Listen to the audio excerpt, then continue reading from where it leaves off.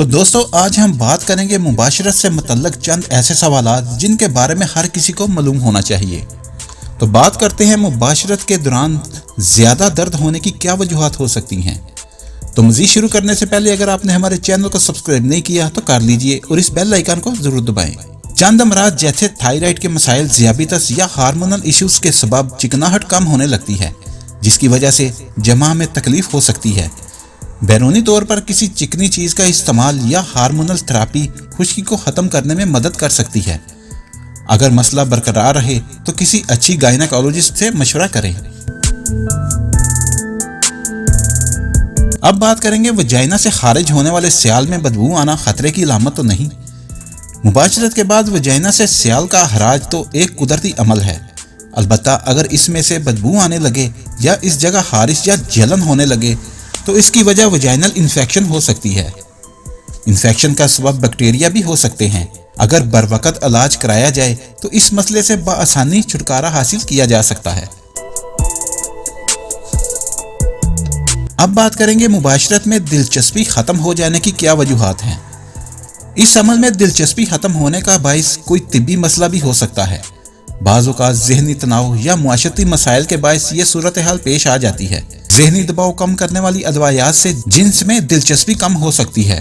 اپنے شریک حیات اور ڈاکٹر سے اس بارے میں کھل کر بات چیت کرنا ضروری ہے تاکہ مسئلے کی اصل وجہ کا تعین کر کے علاج کو ممکن بنایا جا سکے۔ بروقت تشخیص اور درست علاج سے کھوئی ہوئی دلچسپی کو واپس لایا جا سکتا ہے۔ اب بات کریں گے مردانہ کمزوری یا بعض مردوں میں ہیزش کے عمل کو برقرار رکھنے کی کیا وجوہات ہو سکتی ہیں۔ اس کمزوری کی کئی وجوہات ہو سکتی ہیں۔ ان اسباب میں طبی مسائل، نشہ آور ادویات کا استعمال اور تعلقات میں مسائل شامل ہیں۔ اس ضمن میں پہلا قدم وجہ کا پتہ لگانا اور دوسرا قدم مسئلے کا حل تلاش کرنا ہے۔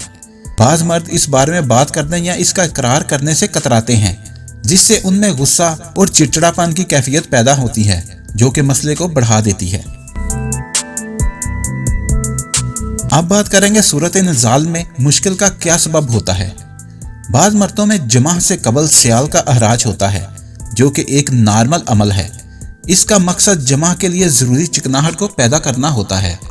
اسے ہیجان شہوت بھی کہا جا سکتا ہے۔ رفع حاجت کی طرح اس پر بھی عمر اور تجربے کے ساتھ کنٹرول آ جاتا ہے۔